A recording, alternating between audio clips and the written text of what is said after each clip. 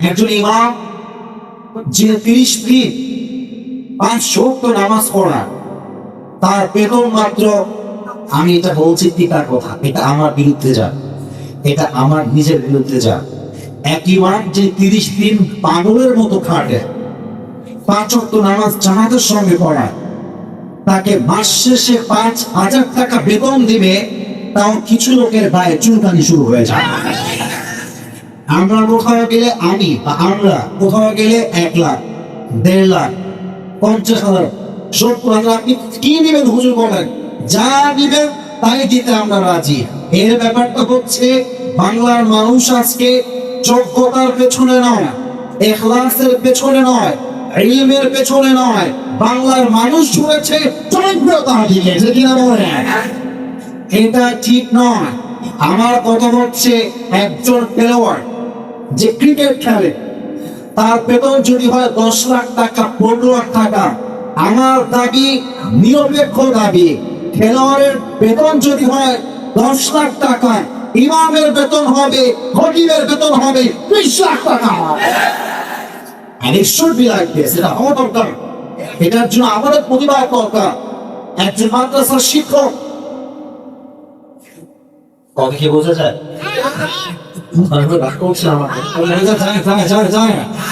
একজন মাদ্রাসার শিক্ষক বেতন মাত্র 8,000, 10,000, 12,000, সর্বোচ্চ 15,000 টাকা। আচ্ছা বলেন, এই যে বর্তমান 2025 সালে আমরা আছি, এই সময়ে এসে একটা মানুষের জীবন কি 10,000 টাকা দিয়ে চলে? এত আস্তে কেন চলে? চলে না। কিন্তু আমরা বেতন কম দেই কেন? এটা আমাদের সমাজটা গড়ে উঠেছে এমন করে। কিন্তু এই সমাজ পরিবর্তন করতে হবে এবং আলেমদেরকে হাতে পায়ে ধরে বলবো, আপনি ফকিন্নি হলে চলবে না, আপনি গরিব হলে চলবে না, আপনাকে প্রগত হতে হবে, তবে আপনি মুসলিম মিম্বরে দাঁড়িয়ে হক কথা বলতে পারবেন। আমার জায়গা থেকে এটা আমি অবজার্ভ করেছি। আমি যখন মসজিদের খতিব ছিলাম, এটা আমি আজকে বলছি, এটা আমার অনেক বেশি বাংলাদেশে ভাইরাল হতে পারে। আমি কিন্তু কোনো ব্যাড ইন্টেনশন দিয়ে, বাজে নিয়াতে বলছি না। আমি আগে ক্ষমা চাচ্ছি, আমি কোনো অহংকার কিংবা আমার অ্যারোগেন্স থেকে বলছি না। আমি যখন প্রথমে মসজিদের দায়িত্ব পালন করতাম, জাস্ট অ্যাজ এ খতিব হিসেবে, আমার বেতন ছিল মাত্র 2,500 থেকে 3,000 টাকা। আমার এখনো মনে আছে, আমি যখন মসজিদের মেম্বারে কোনো হক কথা বলতাম, আমাকে জুমার নামাজের শেষে জবাবদিহিতা করতে হতো, আমি কেন এই কথা বললাম। কিন্তু যখন থেকে তারা বুঝতে পেরেছে যে আসিফ হুজুর ইনকাম অনেক বেশি, তার কাছে টাকা আছে, তার জামা দেখলে বোঝা যায়, গাড়ি দেখলে বোঝা যায়, চাল চলনে বোঝা যায়, আমি বললাম, এই মসজিদে আমি জুমার খুতবা দেব, আমি 1 পয়সাও নেব না, আমি আরো দেব। আমি তাই করতাম, 1 টাকাও নিতাম না, বরং আমি মাস শেষে কয়েক হাজার টাকা দিতাম। ফ্যান কিনতে হবে, টাকা দিতাম, যা লাগবে আমি নিচে সেখানে কন্ট্রিবিউট করতাম।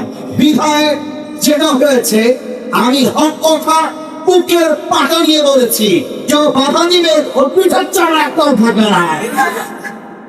আলেমদের সামর্থ্য হওয়া দরকার, ব্যবসায়ী হওয়া দরকার, দোকান থাকা দরকার, পকেট ভর্তি, মানি ব্যাগ ভর্তি টাকা থাকা দরকার। দেখে না বলে, আমার মানি ব্যাগে ফুল পকেট ভর্তি টাকা, তোর মতো সেক্রেটারি আমাকে এসে বলবে এই কথা বলা যাবে না, তোর কথা বলা যাবে না, তোর চাকরি করলি বাড়ি, আমি নিজেই মাস্তি বানাবো, আমি নিজেই খতিব হয়ে ওয়াজ করবো। দেখে না বলে, that should be hour attitude. এটা আমাদের অ্যাটিটিউড হওয়া দরকার। আমার মাহফিলে যখন কথা বলি, এখন তো ওই জিনিসটা আহামরি নেই, আগে দেখেছি কথা বলতে গেলে কোনো বাপের ব্যাপারটা থাকলে আজকে আসো হবে, ওর হাতি বুদ্ধি চোখ একটাও বাকি রাখবে না।